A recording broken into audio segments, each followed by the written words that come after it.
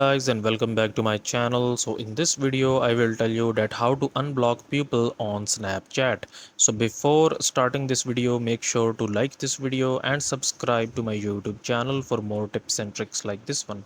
So first of all, you're gonna need to open up the Snapchat application on your Android and iOS. Then you will go into your profile, okay, and then tap on the gears option at the top right here, and then you will basically scroll down here until you see this blocked option. Okay, so tap on this one and it will basically show you all of the blocked person that you have blocked on Snapchat. So we will go back and we will block any person.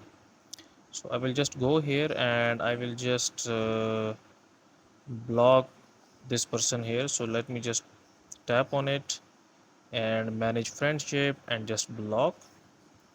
Okay, and now I will go back into the options, scroll down and blocked, and here you can see that I have just blocked this person. And now in order to unblock it, we will just basically tap on this cross icon next to this name, and now tap on yes, and now this person has been unblocked. So that's it for this video, guys. If you find it useful, kindly like this video and subscribe to my channel, and I will meet you in the next video.